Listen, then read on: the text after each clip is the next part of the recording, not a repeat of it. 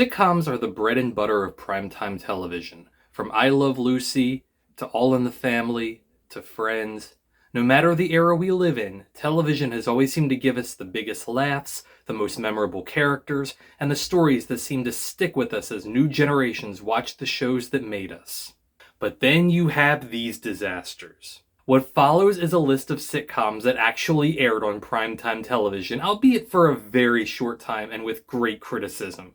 These are shows the networks would love to have you forget, so let's talk about them. Here we go with 10 sitcoms that epically failed. One ground rule for this one: US shows only. All of these shows premiered on US terrestrial television, hence shows like The Melting Pot and Heil Honey I'm Home, as deserving as they should be, will not appear on this list. Number 10. Coed Fever. With Animal House being wildly successful in theaters, it was only a matter of principle that TV networks would begin making their own college dorm comedies. The premise of the show is exactly what it sounds like. An all-girls college goes co-ed and hilarity ensues. One episode was aired in the United States as a special preview. However, due to the show's low ratings and complaints about the content, the show was shelved permanently.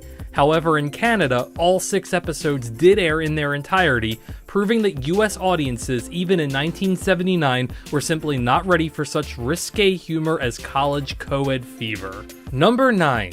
Public Morals.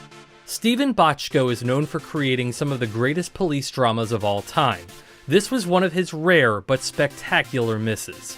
Public Morals only aired 1 episode on CBS before it was abruptly ended by the network. The show's content was considered a bit too vulgar, which may or may not have been the reason it didn't attract an audience right away. Having said that, all 13 of the show's episodes seemed to have a pretty decent life in the United Kingdom and enjoyed popularity among British viewers. Number 8. Coupling. In a time when the United States was easily and successfully adapting British shows, this one was a rare miss.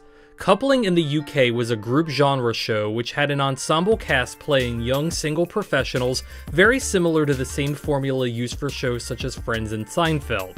There, it worked. When the show was adapted for US audiences, the magic just wasn't there.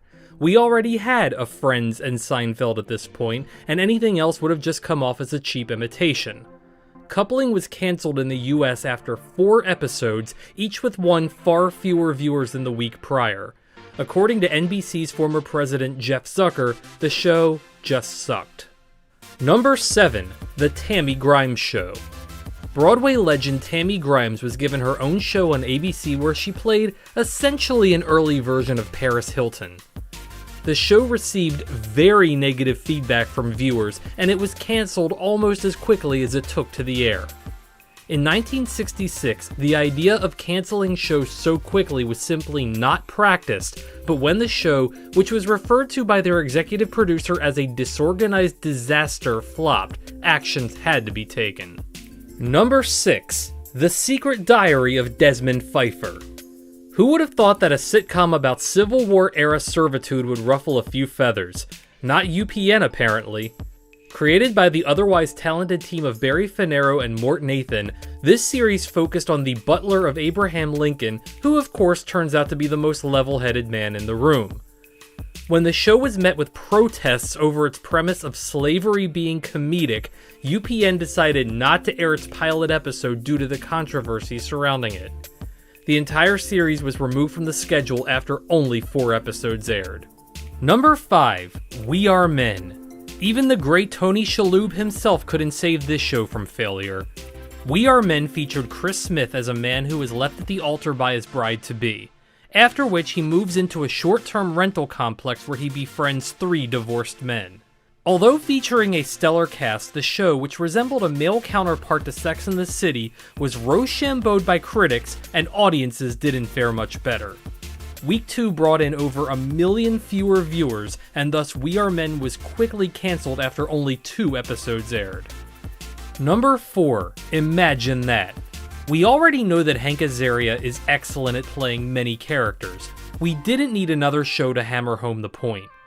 On this NBC series, Hank Azaria plays a comedy writer alongside producer Katie Sagal.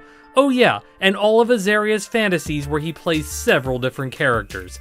Audiences were not drawn to this show, and it would only last 2 episodes before being cancelled. Number 3. The Paul Reiser Show.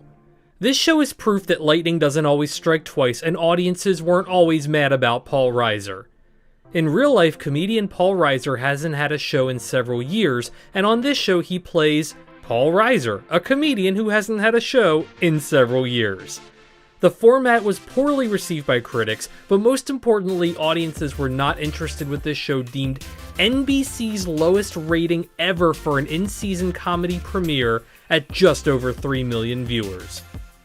With over a third of the audience finding something else to do for week 2, the Paul Reiser Show was unceremoniously dismissed after only 2 episodes, leaving 5 unaired. Number 2. Emily's Reasons Why Not. The show, based off of the successful 2004 novel of the same name, had one of the shortest lives on television, being cancelled after only 1 episode. The Almost series, which stars Heather Graham as a career woman looking for romance, was viewed by over 6 million people in its premiere.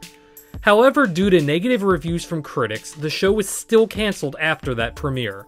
What makes this show such a failure is that ABC spent millions of dollars advertising the show only to see it flop on the small screen. On the bright side, all 6 episodes were eventually aired in Spain and are now available on DVD as the complete series. And the number 1 sitcom that epically failed, Work It. Here is a story idea that ran its course years prior, but yet here we are putting men in dresses again for the sake of laughs. Somehow this show about 2 men dressing as women to get jobs in a bad economy was greenlit in the year 2012. The first episode was viewed by over 6 million people. However, very negative critical reception, negative audience reception, and a steep drop in ratings of over 20% got the show cancelled after only 2 episodes aired.